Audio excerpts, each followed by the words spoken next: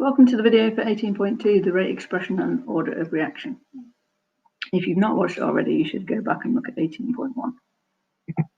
So our learning objectives for today, we need to be able to understand what the order of a reaction is. We need to be able to calculate the overall order when we're given individual orders. And we also need to be able to interpret rate equations.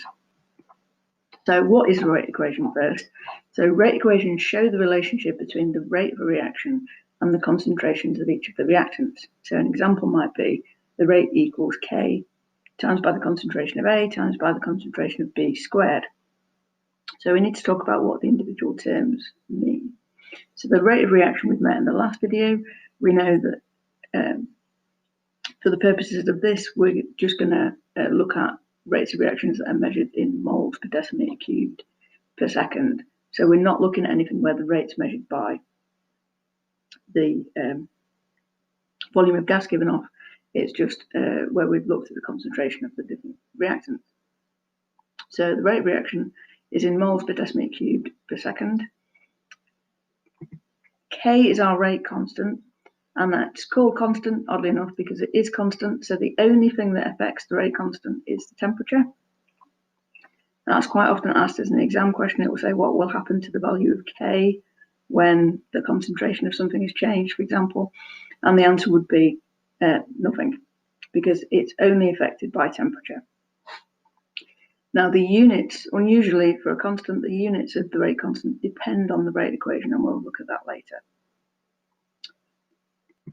So when you've got the square bracket, which is the concentration of the reactants, so there's a number, so the power that it's raised to is the order of reaction. So for A, there's no number there, and that's because it's 1. So by convention, if the order of the reaction for that reactant is 1, we don't write it in. So for B, you can see the order of reaction is 2.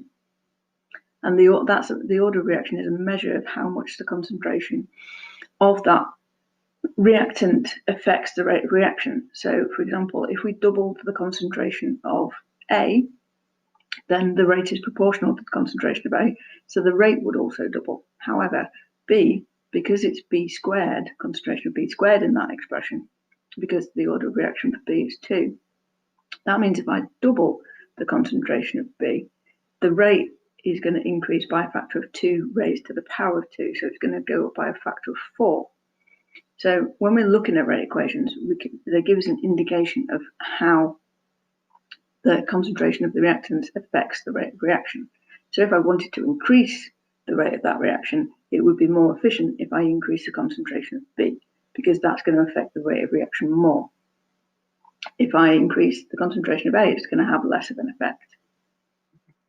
And this we've already done, so the square brackets means concentration, so we met this in equilibria, so we should be used to using that. So a few things to note about rate equations. First of all, you cannot work out, unlike when we looked at equilibria, you cannot work out rate equations by looking at the chemical equation. So the only way we can work out rate equations is by doing rate experiments, which we'll get to in the next lesson.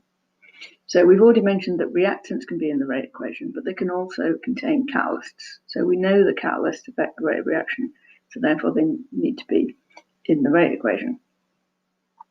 So the order of a reaction, we've already said, is the power to which the concentration of that species is raised to in the rate equation. That's quite often one of those 1-mark definition questions in exams, so make sure you learn that. The overall order of a reaction is the sum of the individual orders. So in our previous example, on the previous slide, the order of A was 1, the order of B was 2, so our overall order for that reaction would be 1 plus 2, it would be 3. And lastly, if a reactant's got an order of 0, then it's not going to appear in the rate equation. For the mathematicians amongst you, you'll realise that's because if you raise something to the power of 0, it just becomes the number 1. So essentially, there's no point it being in the rate equation. So lastly, we're going to look at units of K. So I'm going to record a different video explaining how to work this out because it's difficult to do it on the computer screen. So I'm going to do it using the visualizer. You can do two things for this. You can either learn what the units of K are for the overall order, But you should know by now that I don't like doing that. I like working it out. So I will show you on the other video a method for working it out, which is my preferred method. Okay, thank you for listening. See you next time.